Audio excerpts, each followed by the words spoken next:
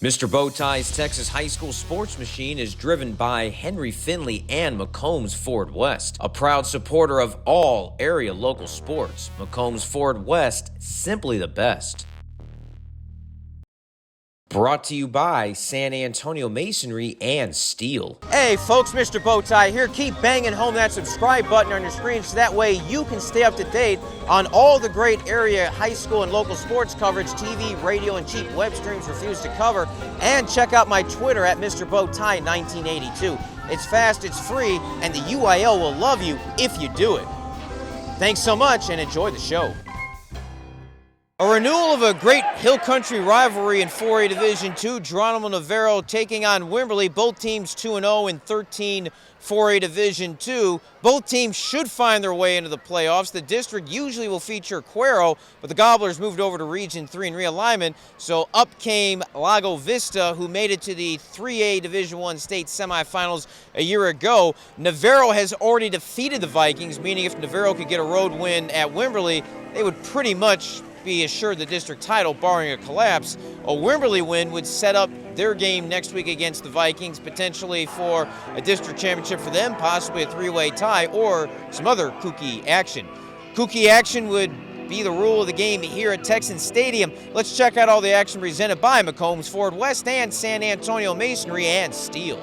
There's Antoine Mebane of Navarro. He played the strings on the air guitar pregame, and he also played Wimberley's strings during the game. Wimberley won the boys' 4A track and field title in May. 11 Nate Brooks and 13 Ryan Shaw were among those on the team. Brooks talks about how that title win might help the Texans to another long playoff run. There's nothing like winning a state championship. You play that whole season, all the early morning practices, hot, cold, whatever. There's nothing better than winning. I showed them that ring that we got, and oh boy, it fueled us. The game was full of mistakes, turnovers, and a lot of points left on the field.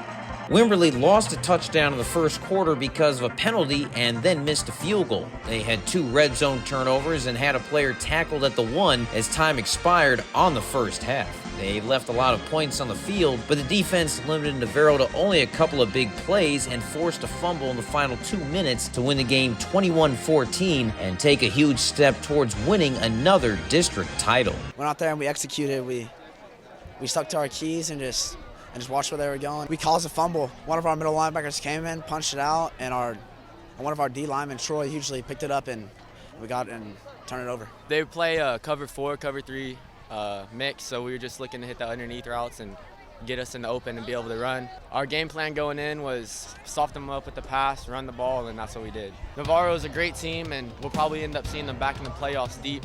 So it's always a tough game, love playing them, great competitors, but I think we'll take this and learn from it. Both teams will find their way into the tournament. As far as the district championship race is concerned, if Wimberley beats Laga Vista next week, the Texans will win the district title. The Vikings win it if they win out and Navarro loses once. Navarro would have to win out and have Wimberley lose out, or have a 3-way tie and win it on point differential. Reporting from Wimberley, I am Mr. Bowtie.